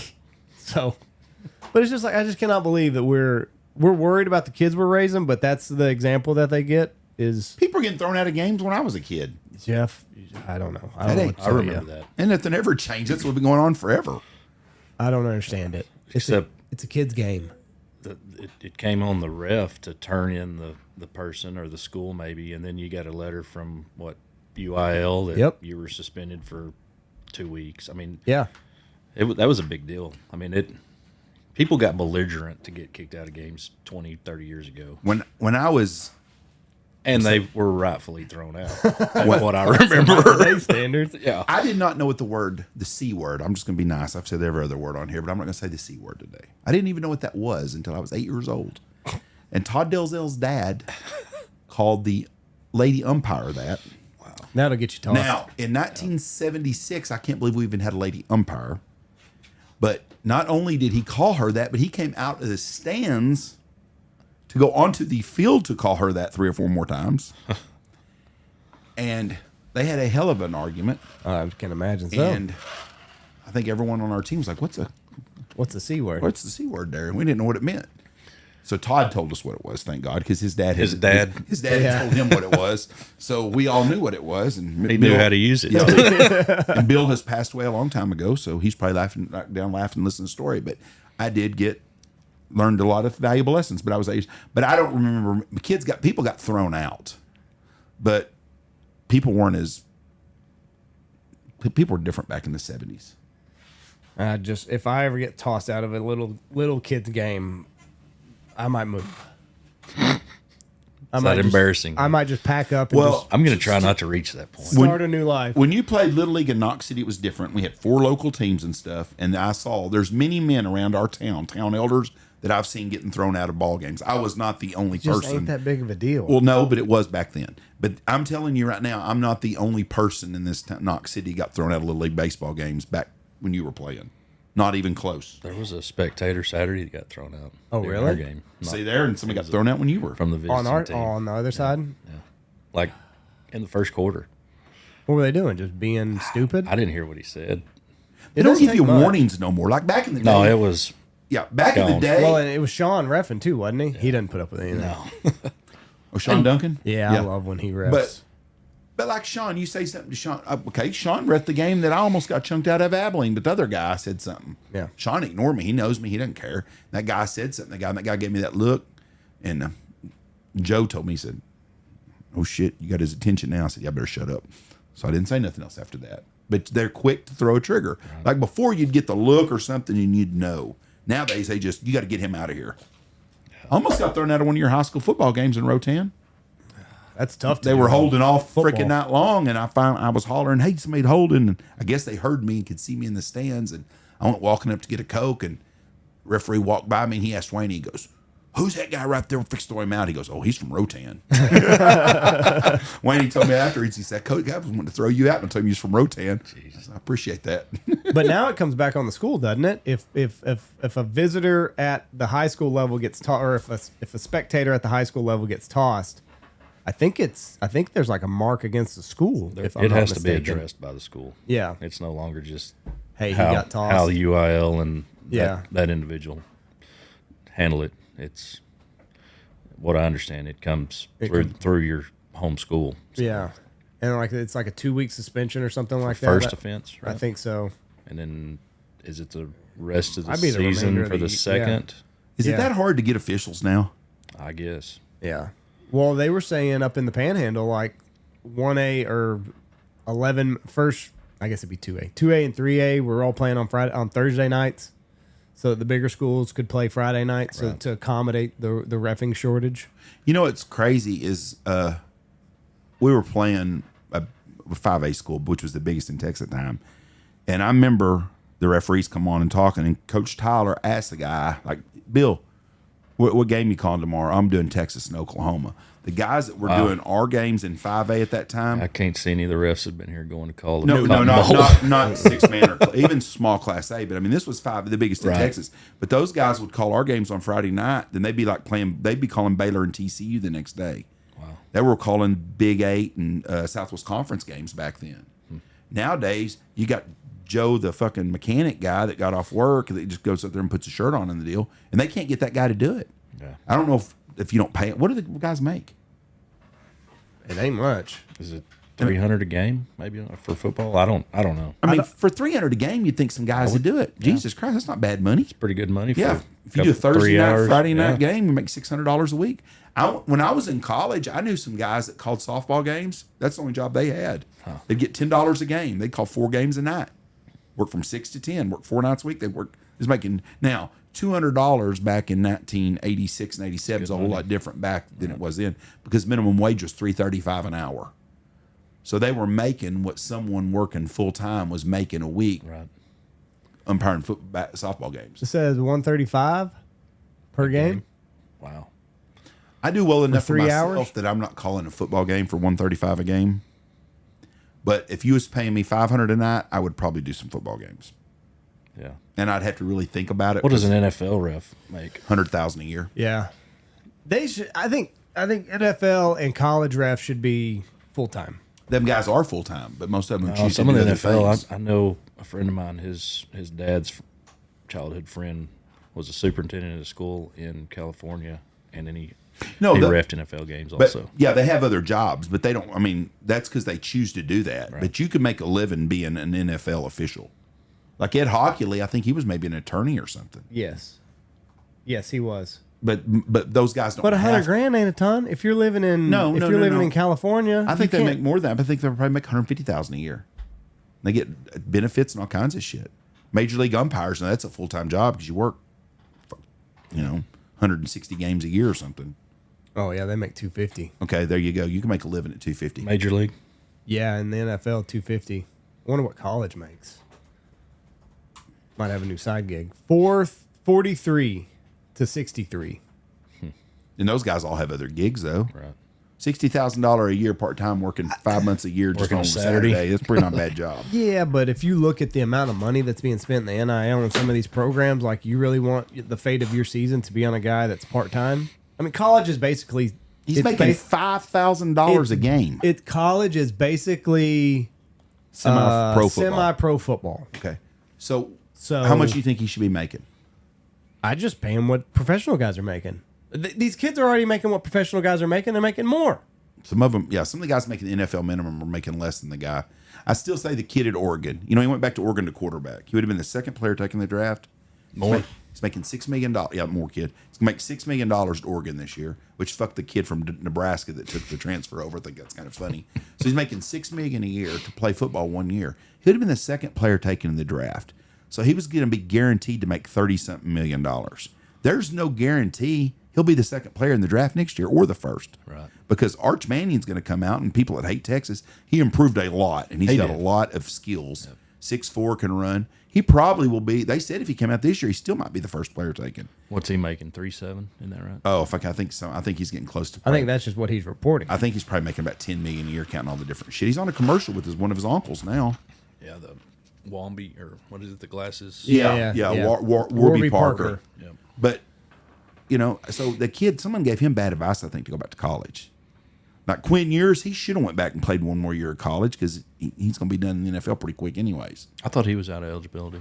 No, he had one more Did year he have left. one more? Yeah. Like he had the job offer at Miami that Carson Beck got. They offered it Quinn Ewers. I see. He ends up at the Dolphins making $1 million a year, and He got to play this year, though. yeah, but Carson Beck made $6 million a year and got to play in the national championship game. How much does Sorsby making from Tech? Have you heard that? I have not heard that number. But I know he left there and went and sat on the bench at the LSU basketball game with Lane Kiffin. Oh, he did? After that, he's probably increasing his worth by that move. That- Cody Campbell, pay the guy. He paid him. Pay the man. Pay the man. Now, What a billionaire's dream. You can't afford an NFL team. Cody Campbell's got a lot of money, but he can't afford an NFL team. He's not that kind of tax bracket. I mean, he's worth $6 billion. You can't buy an NFL team with $6 billion. You can't even own half an NFL team. What's the worst NFL franchise right now? Tennessee Titans? yeah. Okay, I'll tell you what, the Seahawks are fixing to go up for sale. Yeah. They're going to probably sell, I bet you, for $15 billion. You can say what they're worth, but being able to buy one makes it worth a whole lot more. Because the Redskins sold for what, 10 or 12 billion? I'm not sure. Tennessee Titans valued about $6 billion. You couldn't buy them for $6 billion. I bet if the Tennessee Titans sold, they'd be $10 billion because there's only 32 of them, so people are going to overprice. But Cody Campbell for $6 billion can basically own a college team. Mark Cuban owns the Indiana Hoosiers. And them guys, what a fun thing. Waste $100 million. You make tons of money anyways, and you get to be around the thing you love. It's impressive to see what, I know there's a lot of conflict between the NIL and what it's done in football mainly, but, for Tech to be relevant in every... They're not just relevant. They're very relevant. But, the girls, they Softball. racked off 22 or 20 something in a row. And basketball, they're competitive again. The softball's ranked number 1. Yep. It's a neat time for Hell West yeah. Texas. Like, nobody was going to go out to play for Texas Tech. We had a kid come to the booth this week, and his sister plays for Florida Atlantic, and they were playing Tech this weekend. Softball? Yeah, softball. And they're ranked in the top 20. And they were playing, because he told me that wherever they were playing, wherever Tech played this weekend, it was Tech, maybe OU, maybe Florida Atlantic, and somebody else. I don't know. It was a tournament somewhere. And he said, yeah, and his sister played for Florida Atlantic. He said, she's going to get a play against Tech. I said, well, that girl can pitch. Yeah. I said, the only reason they didn't win national championship, she got wore out. Yeah. But she's really good, and I'm assuming it's going to come down to Tech, Texas, LSU, a couple of them, and girls basketball. Tennessee. It's going to be the same, Yeah, Tech's very good at everything they do now, and it's the money has definitely helped. And they were good in basketball before the NIL hit. Right. But hell, they beat Arizona, the number one team in the country. High tide raises all ships. So. That's right. Have you been to a basketball game out there? It's been 4 years probably. I wonder if they've done improvements to their basketball arena like they have to the football They stadium. hadn't been. They hadn't. And I don't remember during football season seeing any construction equipment Right. over there. Because that football stadium, it's world impressive. class. Yeah. And you want some other free advertisement? When they had that NFL draft, the first round, and 2 to 3 Tech kids get taken in the first round of the NFL draft, that's some big time recruiting advertisement right there. Because that David Bailey kid is a stud and a half. He looks like Sam, or what's the guy that was at the Aaron Donald? That's who he reminds me of. I mean, he's not one of those athletic, tall, long guys. Yeah. He looks like a damn running back or fullback that's 6'3" or 2. He's a very impressive. Yeah. He's going to be a good football player. He's going to be a hell of a pro football player, I think. And the kid from Wichita Falls is a stud. Jacob. He'll be a second round pick, they say now. But if you could measure heart, he'd be a top 10 pick. Right. I think somebody's going to. I wouldn't be surprised if somebody at the end of the first round don't take him because they want to captain their defense for 10 years. Yeah. I mean, it's been fun to watch. I mean, their growth and progression in the last 4 or 5 seasons it's been good. Well, they make changes when they needed to, and I mean they just needed a quarterback this year. Well, look at Indiana. Last year, Indiana made it to the playoffs and was like, "Oh, they don't belong." And they got their hell beat out of them in the first round. Right. Then they won it all this year. Now Tech's got to replace a lot of good defensive players because their defense was good enough to win it all this year. They had a hell of a defense. But with that kind of money and that kind of deal, you can change your team so fast. It's like we do a pot around here. We have a football playoff, the bowl game pot. And everybody has to pick bowls. And Andy won, so I'm going to go ahead and give you the prop. You won that this year. I won on paper, but nobody's paid me. Snacks and Blake, you need to pay Andy. So and Jeff and Tony. And whoa, I think we're way even. But when you pick those bowl games outside of the playoffs, nobody plays no more. Right. But you can build a whole new team every year. Are they staying with 12 next year? Yeah, 12's one more year. Are 12. they going to 16? 12 now. They should have went to 16. They wanted to go to 32, which is way too much because number 1 playing number 32 would not be a game. No. This year, those 16 teams would have been really good. There were 16 pretty good football teams. So we would have had, I think number 16 would have been USC, wasn't it? No, USC was 17. Well, if you got rid of James Madison and them and Duke, they should not have been in there. But if you'd have went to 16 teams, it would have been 16 pretty good football teams. So there's no telling who could have beat who. But that's what it needs to be. 32 is way too many. But 60, but the Big 10 or the SEC one, I want guaranteed like 6 teams in if they go to this or something. Right. Bullshit. Just go to the top 16. If you're one of the top 16 teams, you're going to get in. Their SEC didn't have another year. They didn't have one in the championship. Nope. Mm-hmm. But it's I think it's the toughest football conference from top to bottom. It is. Because if you took the 4th team in the Big 12 or the 4th team in the Big 10 and played the 4th team up there, I don't think it's close. And the SEC, I used to hate those people because I'm a Texas guy. There was SEC this and SEC that, and I try not to do that. But it is a tough conference all the way through. Now, basketball, the Big 12's got to be the best basketball conference. Yeah. You got Arizona, Iowa State, Tech, Kansas, Houston. I mean, those are 5 teams that might be in the final, Elite 8. Yeah. Boy, Lubbock is growing. We went out there. We were coming back from skiing, and that whole freaking town is just good job there. We tried to get off on like Slide Road or something like that, and it was 75 cars trying to get off. Like, it was ridiculous. So what? The Little Woodrow that was south of town, out by the Strip. Yeah. There's 2 high schools on it now. Oh, there is? Yeah. Lubbock Cooper, and then I believe Liberty is a new school that's just west of there. Cooper's right off the interstate. That was one thing we were talking about, like with the data centers popping up out here, like Haskell, Dylan. I think she said she has 65 kids in her class. Like, they just came this year. Well, there's already a teaching shortage. So, like, how the hell are small schools going to address, like, this just this big boom of kids? And then conversely, like you're going to hire all these teachers, and then in 3 to 5 years, they're all going to be gone. Right. So like, I don't know who's going to step in and be like, who's going to aid in the hiring process of teachers that, number one, aren't there. And then number two, in 3 to 5 years, it's going to go back to the way that it was. Maybe you might be plus 10 or plus 5. How many did she have in her class before this year? It's doubled. Wow. Probably, or at least added 20 kids. But yeah, 65 kids in the 5th grade class. And it wasn't that way at sign-ups. So schools are locked in thinking it's going to be 35 kids, and now it's 65 kids. Right. That's a challenge. So, but just like Lubbock, like there's a teaching shortage, and now you're going to add all these schools. So, I mean, there was a teaching shortage when I went to school out there. And, I mean, it's not going to get any better. Nobody's going in that profession to make 35 a year, 38 a year, starting out. Not when you can go work at a data center. Or, Yeah. You know, manage their snack room for them and Yeah. make twice that. So And have all kinds of benefits. All kinds of benefits. I think there's like a liaison position that all these data centers are going to have. Take like somebody that has an in with the county, has had a, like a public You needed office. 4 years of public office to be a liaison in the county. It started out at $135,000 a year. I thought it was more than that. Oh, like 160. 165 is what it was. 165,000 a year, 100% medical. To just be a liaison, you had to have 4 years of municipal experience in a city, or so how long were you the judge? 15 years, and mayor for almost 10. You've got it, Jeff. You go out there and be a liaison for You the data imagine me? centers. I think my language would probably hurt me there. Good. I could bullshit my way through an interview, though. If they listen to podcasts, I'd be in trouble. I'm trying to see what kind of airplane. There's a plane buzzing around all over out there. It sounds terrible. What does that mean? Like a crop duster? No, it's like a single engine little Cessna or something.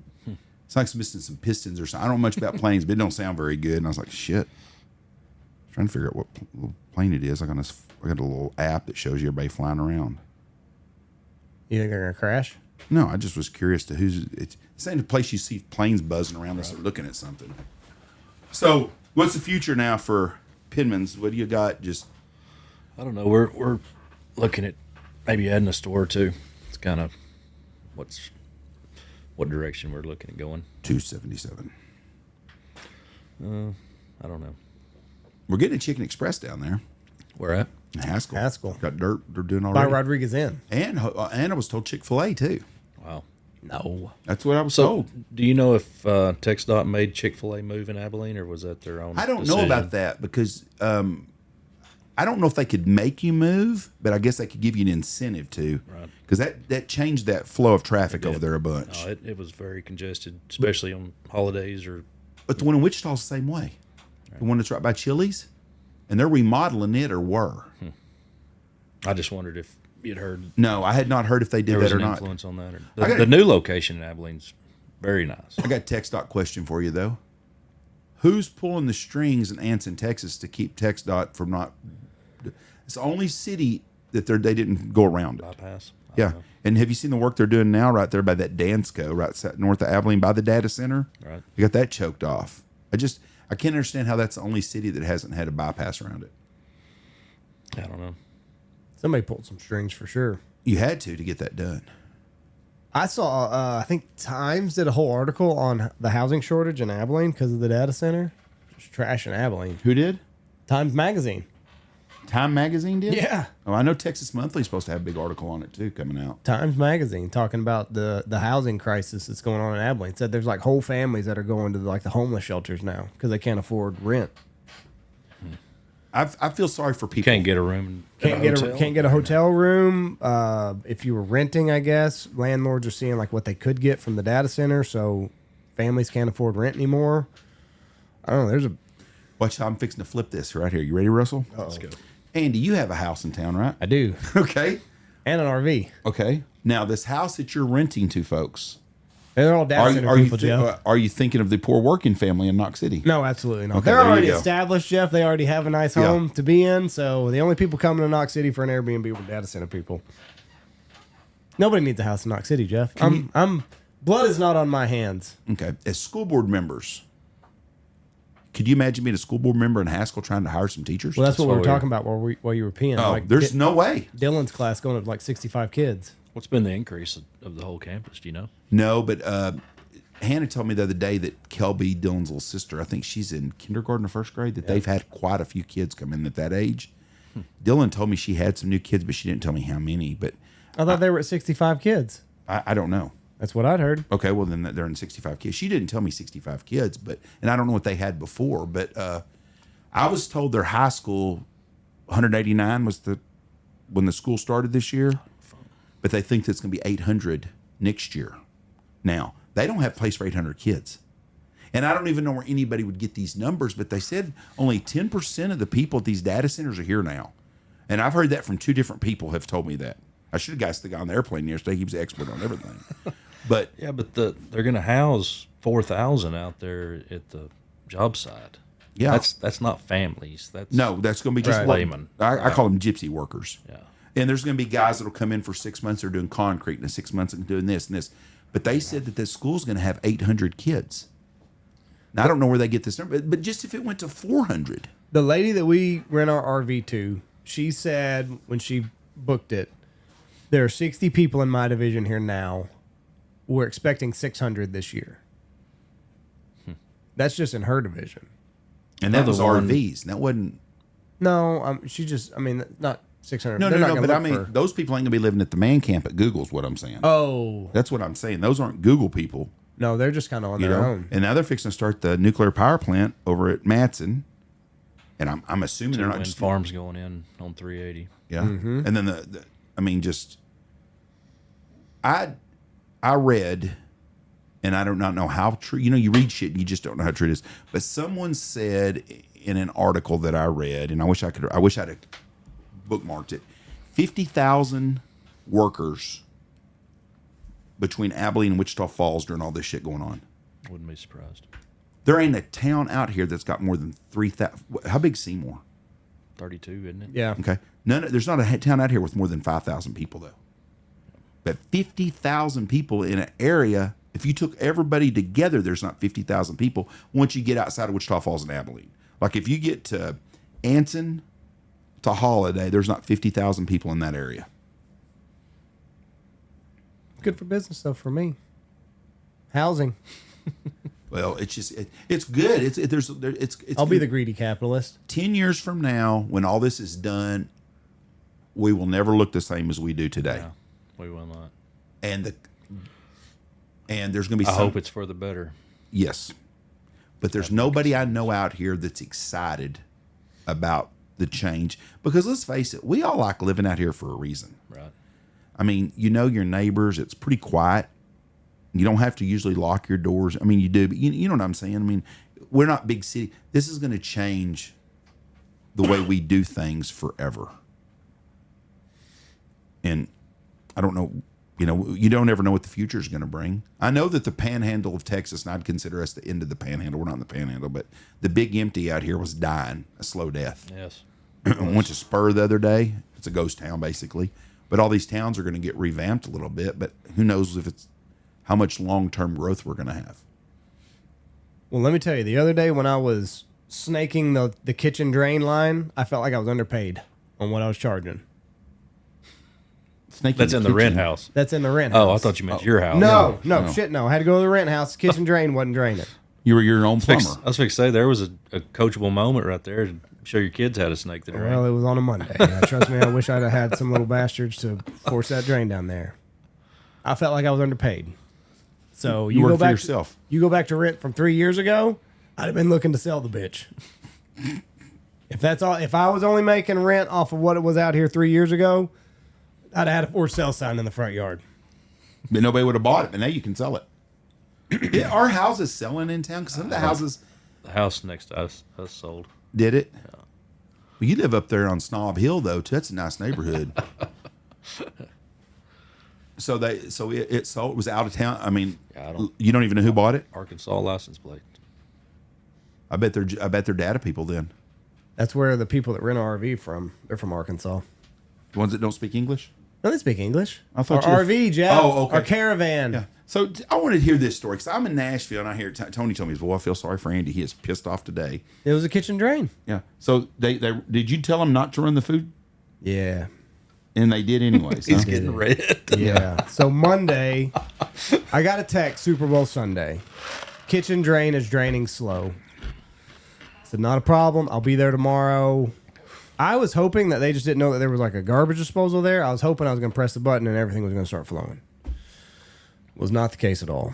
I get there and like there's like full chunks of al pastor and full cloves of garlic. I don't know if they made hot sauce or what. Whole place smelled like hot sauce. Open the dishwasher. It's got standing water in it. So I drain everything, get all the lines clear. This is basically a brand new house. You redone everything, right? Well, I didn't redo it's a concrete slab house, so I didn't redo the kitchen line. But yeah, all the bathroom stuff has new stuff. So I was just going to try to run one of those water balloons down it and force clean it that way.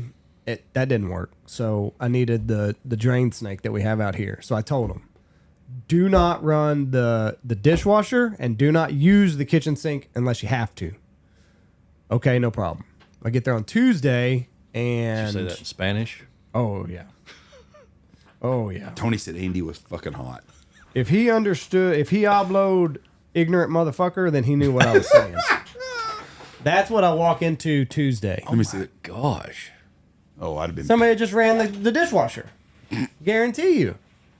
So that was when the ignorant motherfucker started coming out of my mouth a lot. But the guy was, he's just smiling and see, no good, no bueno. I'm like, yeah, no shit, no bueno. So tear all that apart and like food is just coming up. There's chunks of pork and chicken and garlic cloves and cilantro. So I finally got it clear, ran the snake down it, and I told Tony, I was like, I'm about to have no bullshit conversation with this guy. Took my Google Translate or my Translate app out on my phone, and I was like, told him everything that had gone on. And I was like, big chunks of food need to get scraped into that trash can right there. And I pressed play, and I played it for him, and he's like, see, scrape. I'm like, yes, it does not go down the garbage We're getting disposal. somewhere. Does not go down the garbage disposal, does not go down the drain. But we had just put in a clean out there, and Tony was standing by the clean out while I was snaking. He's like, yeah, there's chunks of food just ping, ping, ping, ping. But I don't know. I guess they just thought that everything would go down the drain and everything would flow It's a perfectly. food processor. I mean, Yeah, it's just a blender. Like, what could go wrong? So the Put guys it in the blender. Nobody speaks English that's living there now? One guy does, but he wasn't there. Oh. So I had to pull the Google Translator out. I'd heard they're working before the ice storm. They were working 6 days a week, 10 hours a day. After the ice storm to get caught up, they're working 7 days a week, 12 hours a day. Where are these guys doing? I think they're in Haskell. Are they working are they construction guys? Are they like tech guys? They don't speak English, Jeff. Well, there's some fucking people that don't speak English that are tech people. No, I'm just saying I hadn't had a conversation with them. How do you think these other countries survive? No, I just mean I haven't had a conversation with them. Like, I got news for you. We're going to Mexico in 2 weeks, Andy. And the guy at the air traffic controller, and he speaks English because he has to, but somebody under him does not speak English. It's running a radar. Or I realize shit. Okay. this, but I have not had a conversation with the guy that doesn't speak English or that does speak English to figure out what they do. Okay. But Jessie was going to be nice. She took him like one of the first days. This all happened so fast. We were going to make like a binder, like how to get a hold of us, places to eat, like you see at a normal Airbnb. You go out of town, you got a binder. You can.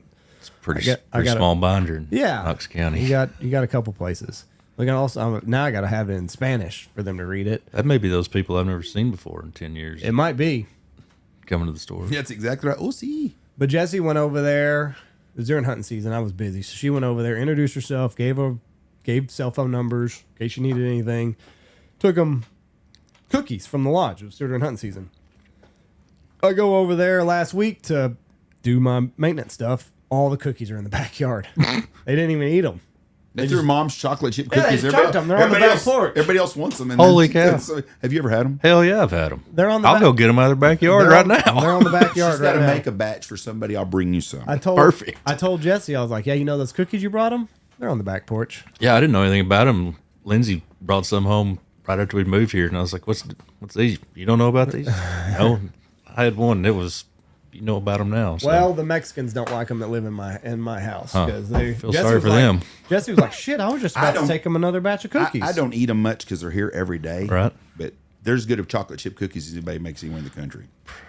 Probably the only one that I would say is close or was Geraldine. She used to make them for Lindsay. And you remember her, Geraldine, that was Ray's secretary? Connie was her name. I don't remember her. Evidently, she was The good baker. pretty tough in the office. So, Oh, she put him no shit. yeah, no, she didn't sound like it. Yeah, that's a good person to have. First time I met her, I introduced myself to her, and she said, "Well, I'm Geraldine Koenig." I said, "Well, nice to meet you." And I said, "Well, what was your maiden name?" And she turned to look at me. She said, "That is my maiden name." Yeah. So she's a rough old gal, wasn't she? She was, yeah. Geraldine. I don't think I knew. She was not. I do not see. She was from Mundy. I did not know her. What was her last name? Connie. Connie. I've seen the name before. Did she pass away? She did. Yeah. Okay. I remember. I've never had her cookies then either. Yeah. Michelle makes as good a cookie as I've ever had. But Lindsay brought some home. We didn't have kids at the time, and about the second time she brought them home, and I just went in there and started eating. So she hid them from me. She got up and went to work, and I came home for lunch, and I found them. So I took them all out, and I left one right in the center of the cookie jar, and put the others in the plastic bag and hid them in my spot. She was supposed to, we were working cattle the next morning. She was going to cook lunch for us, and I got up and left early. And I don't know, about 9 o'clock, the phone rang. She said, "So what kind of sandwich you want?" We'd been talking. She was going to make a real nice meal for lunch, and I was like, "I don't care. Bologna, I mean, whatever, ham, whatever you want to do." Just kind of quiet. It's like, just whatever. You can just tell when you're not. Yeah. "Did you really eat all those cookies?" I said, "No, I didn't." I said, "But I found them." Yeah. Sneaky. What's the cattle market gonna do?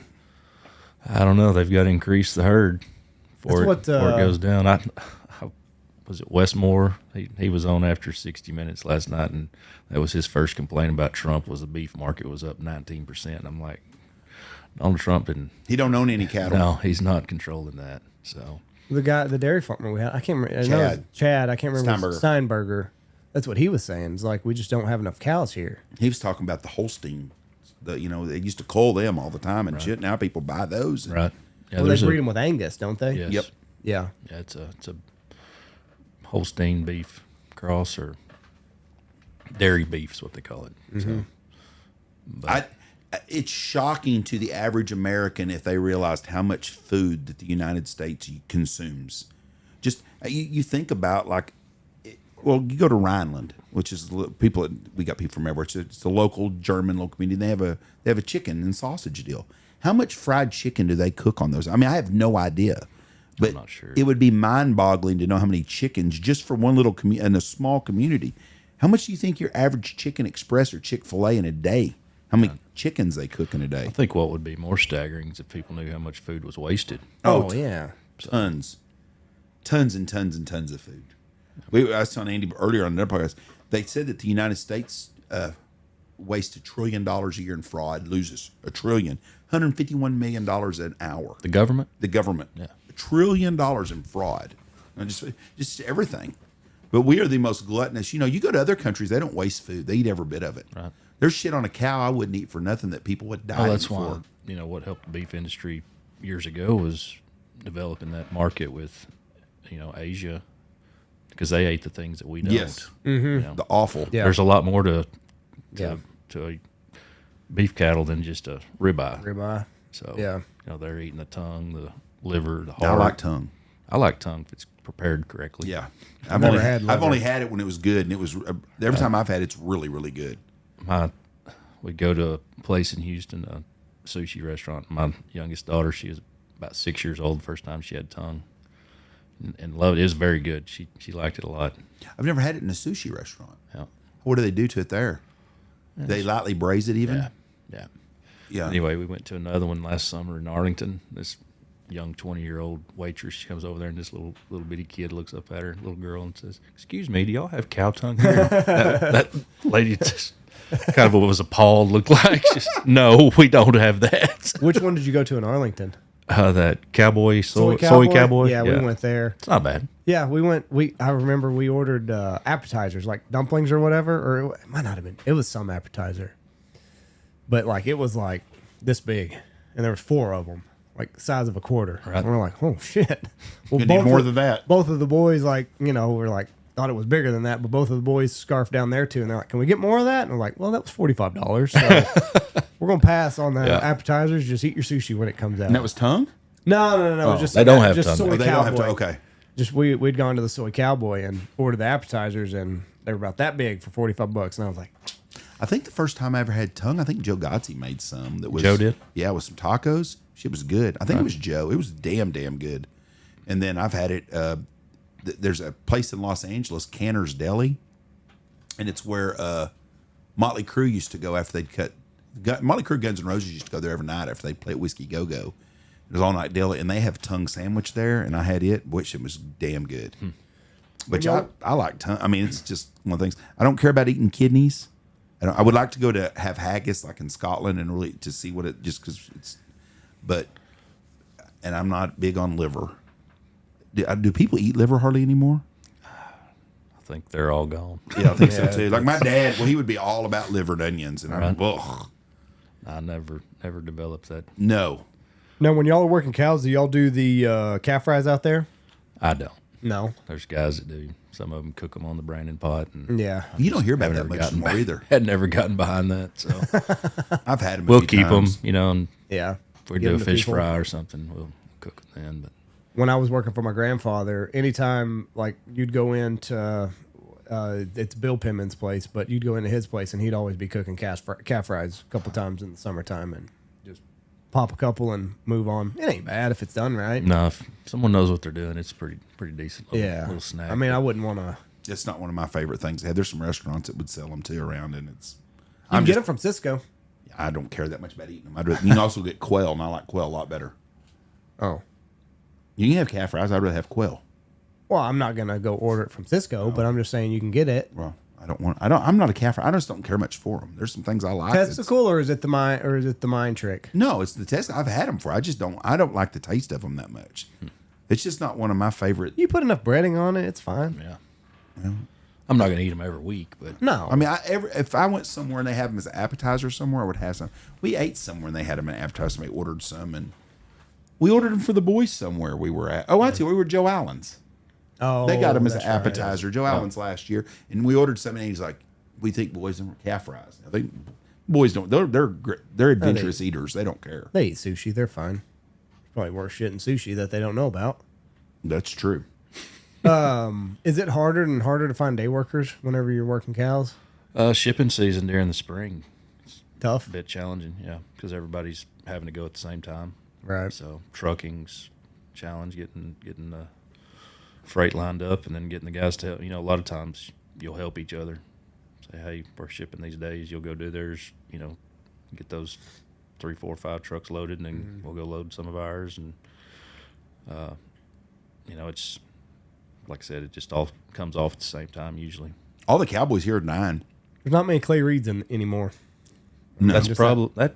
There's probably some people that like that. Yeah, there's a lot of people be like, "Oh, that's pretty damn good," but there's not. I mean, like Seth Keeler and them still Cowboy. Yeah. There's not a lot of those guys left.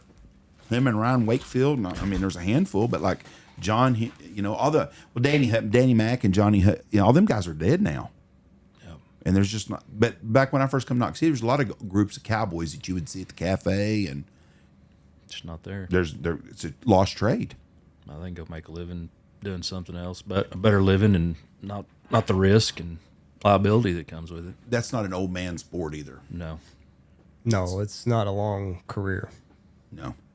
Like Danny Mack was kind of one of the only ones that I knew And you noticed how enjoyable he was to be around when he got older, wasn't he? had a lot of ailments. Fell off the horse a couple too many times. But Bucky now, he's back in Albany, so I guess he's back with the family ranch and Yeah. back and doing all that stuff. Feeding wild pigs every day. He is. Yeah, old Ray. Every day. That's my favorite thing to see is what old Ray's doing I'm today. just seeing Bucky. Is That it Ray one Ray? too? Is that the pig's name? I can't remember what his name is. He got a name for it. I think it was Ray. Now you might Ronnie or something. I don't know. you might not want to talk about this on air, but Bucky said the hardest he's ever seen somebody hit, you did it.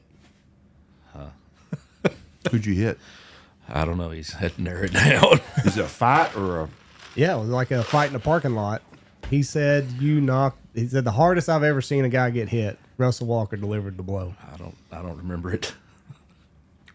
Did you get in a lot of fights when you was younger? Did you like to scrap? I had my share. Your brother wasn't a fighter though, was he? Oh shit. He fought? Yeah. Tony was a fighter. Jeff wasn't. I was a talker. No. I was going to try bullshit my way out of shit. Reese didn't talk much. He was a fighter. Yeah. Did he start fights? Not really. Just found himself around that perfect situation. Not that I know. Did you start him, or was you a fighter? I tried not to start them, but I didn't. You wasn't gonna let nobody. You wasn't gonna let nobody. Escalated, so. You wasn't gonna let nobody push you around. No. But yeah, I never would let nobody push me around. But I'd always, if I was Find a somebody reason was not to pushing. fight. Oh, yeah. If there was somebody I thought that motherfucker's gonna whoop my ass. Tweak my hamstring all of a sudden. No, I never backed down from anybody. But I would always find a way. I managed to usually avoid all that shit. Like I would. One guy, I really thought was gonna hurt me, and I was like, listen. I think I saw a cop drive by. I really don't think that we want to. I said, TABC is right around the corner. We really I want don't this. think our beef is worth going to jail over. And luckily, he bought into that shit. Because I really, really, really think he was going to whoop my ass. Picked up what you were selling. Yeah. I was at a party when Clay was there one night, and he was getting kind of scrappy, and I walked out the door because I thought, fuck, I don't want to be this guy. Because out of all my buddies, I was the biggest guy. And so if you're the biggest buddy of all your friends, everybody always wants to. I don't know why anybody want to go hit the little fucker. That's what I want to do. I want to go find the bigger guy, and I was the biggest guy in our group, so I was always the one somebody wanted to fight. Not good. If you went to a party, you want to try to pick the biggest motherfucker up to fight? I usually didn't go You didn't looking go to for fight. the fight. Me neither. But if a fight breaks out, it's always the big guy, so Right. we'll see how tough he is. That's what Tony used to run into in Wichita all the time. He was always the biggest guy, so he wanted to see how tough he was. Well, he'd knock somebody out, then the next guy wanted to see how tough he was. Right. And I just never did understand that shit. Fuck, go find the guy in the corner, the little guy that don't want to be a fight. That's who you knock That might out. be the one you need to leave alone. Is the one in the corner. One's minding his own business. Yeah. I had a good friend of mine, Randy Black, growing up. Still a good friend, great guy. He was little. He was like 5'6", 135 pounds. Randy's gonna call me and say, I'm 5'7". He was not a real big guy, but Randy had open heart surgery when he was little. His brother was a Division I track star, played Randy Troy. Good athlete. Randy boxed little. When he was a little kid growing up, he was a good boxer. We was at a party one night, and this old guy, cowboy guy, thought he was badass. Or he wasn't a cowboy guy. We're going to thump Randy's cowboy hat off his head. And I saw him fucking with Randy. And I was getting pissed because I knew what it was. I was going to get in the middle of this shit. And that guy went and flipped Randy's hat, and Randy hit that sumbitch 6 times. Right upside the face. That fucker's nose blew up and exploded and shit. Boy, and I was pissed because he jumped on Randy. Didn't have to take up for him. It just made me mad. Right. Because Randy was little, but Randy never started nothing. But boy, did. He dotted that sumbitch's eye. The dude didn't fuck with little guys no more, I promise you. Funny story. My dad told me about his father was, I guess, back after coming back from the war, World War II. And Dad grew up down in Coolidge town in, I think it's Freestone County, Freestone or Limestone, maybe Limestone County. But I'm not sure what Granddad's occupation was at the time. He ended up being sheriff later on, but said traveling circus or, carnival or whatever came through town and had a guy promoting a fight. So one time find somebody tough in town I think he said he'd pay him $20 to last a round. That was a pretty common With deal this back guy? then. Yes. So they went and asked my granddad, no, I don't want to do that. He said, no, everybody said they need to get you to do it. And he said, no, I'm not interested. Said, kept on, maybe raise the money or something. And he said, yeah, I think I will now. So that night came time for the fight, and he said he ended up knocking the guy out. Said he came to him after he was over, and he said, I need you to start traveling with me. Yeah, you in the carnival. And he goes, no, I'm not interested. He said, no, he told him how many years he'd been doing it. He said, nobody's ever lasted around. This is the first time this ever happened. He said, you need to take his place. Can you imagine what the life been as a carny fighter? Yeah. Some of the shit you'd see. And that was a very common practice with those deals. They would the toughest guy in town, fight, and they got some guy that would have been a heavyweight fighter, and and he gets his ass knocked out, and they can hire the new guy. Right. I don't think it paid very well. I bet either. Probably didn't cover the wear and tear. Shit, no, a bottle of whiskey and $20 a night or some shit.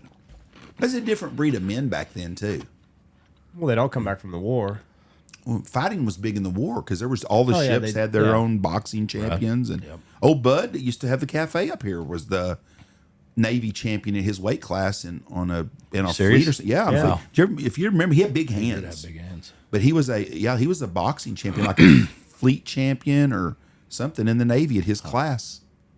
And they were all like curled up too. Like you could tell, like They've been used. They've been used for that old fucker wasn't a run from nothing either.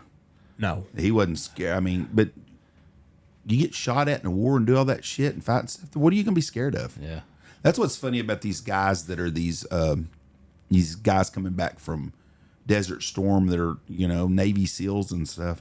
There ain't nothing at a bar that you're gonna do that's gonna be something that there's nothing to be scared of. No. You're gonna shoot at them. They've been shot at.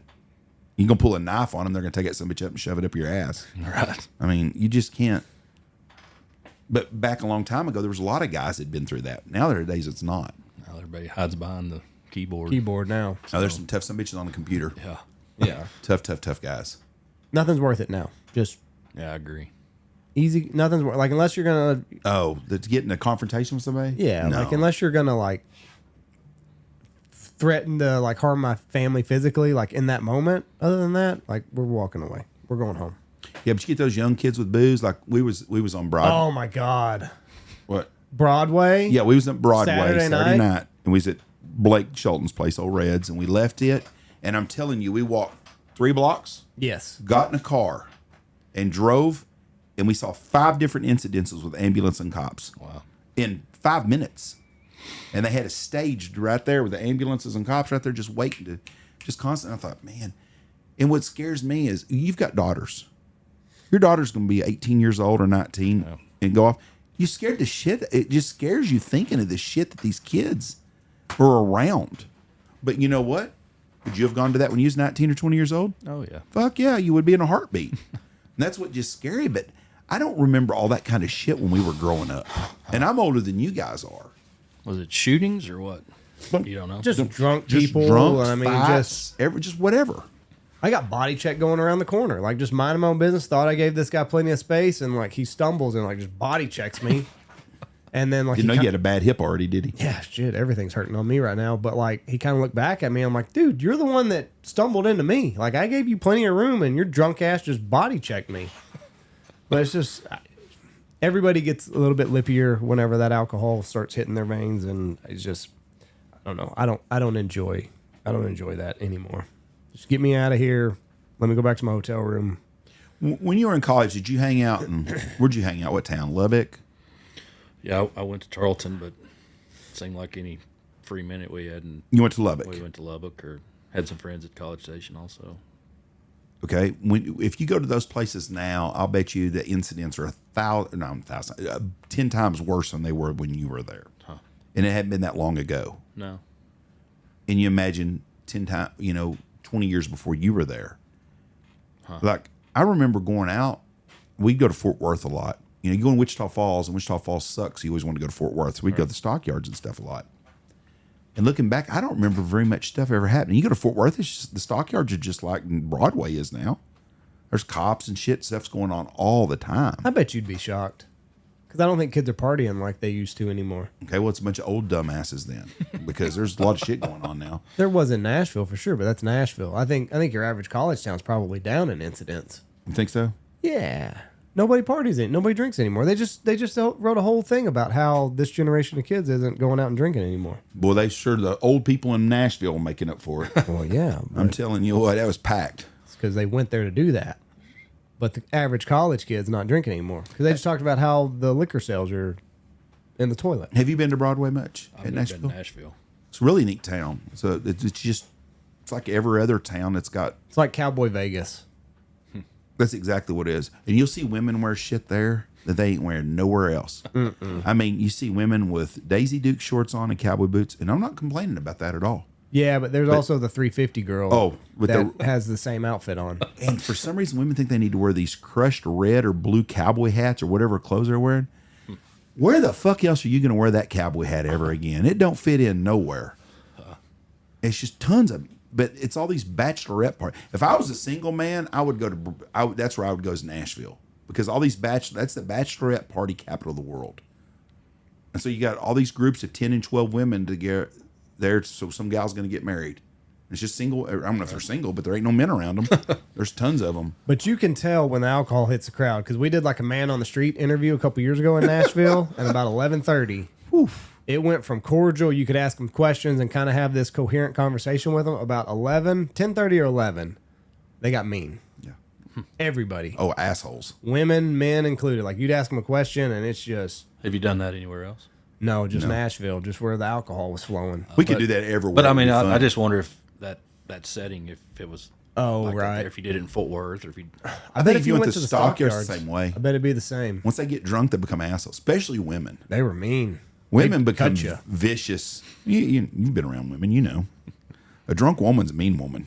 Can be. They're either fun or mean. There ain't no in-betweens. The people we pulled for the interviews about 11 o'clock were we like looked at each other and like, time to go. Well, you could tell. Before that, it was not at all. But I mean, it Take was. Clay with you. Kind of fun going, yeah. like, you know, a little bit of give and take. Like past 10:30, it was just visceral. I want to talk on the deal, and you talk to them and stuff. And don't put that shit on the deal. Fuck, you wanted to talk. Yeah. They got pretty mean pretty quick. All right, we almost hit 2 hours on this thing. Yep. Russell, tell them where to get a hold of if you've got some out there on a big construction site. Oh, let's see. We've got 800 number 844-45-4FUEL. Repeat that again. There's some of these people ain't real smart. 1-844-45-4FUEL. Okay. We're here in Knox City. I don't know. My wife will probably kill me for saying this, but don't know that there's somewhere we won't go. That's right. Anywhere, 48 states you go to. I'm assuming Alaska's a little far. But if the money's right, we'll go to Alaska, right? We can Figure look it into out. We'll at least put the pen to paper. Any chances of opening up in Greenland when this all gets going in there? I don't know. Our 51st state. All right. Thank y'all for listening to us. Hey, I Russ. want to congratulate you guys. So y'all taken this to the next level as well. So, Well, thank you very much. Appreciate it. A lot of man hours, but yeah. carving our way out. We walked out of the Big 12 championship and saw a guy had a pointer on his cap and said, I think he said George West, Texas. And I walked up to him and said, hey, you got any bird dogs for sale? No, where y'all at? And I said, well, we're out in West Texas. Got quite a bit of quail this year. And he said, where at? I said, you wouldn't know. Just a little Knox City. He said, oh, that's where and I said, yeah, the Knox City Knocker's from. And he goes, no, the Big Honker. And I said, yeah, I know those guys. Those quail are coming back this year. We've got a covey of quail out here at the lodge, maybe 15 or so. Yeah. There, a little bit of wet weather will go. Well, people in Knox City are real proud when people think of Knox City and they think about the Big Honker podcast. Yeah. Did y'all know the Knocker? Who is No. that guy? Danny Bayless, is that right? Oh, yeah. That's the only time I've ever anyone in the Metroplex knew Right. where Knox, because you know the Knox City Knocker, and I'm like, no, I don't have He a used clue to who be that on is. The ticket. The ticket, yeah, ESPN. He ran it for a long time. But he used to talk. He used to make fun of Knox City on there all the time. Oh, really? Yeah.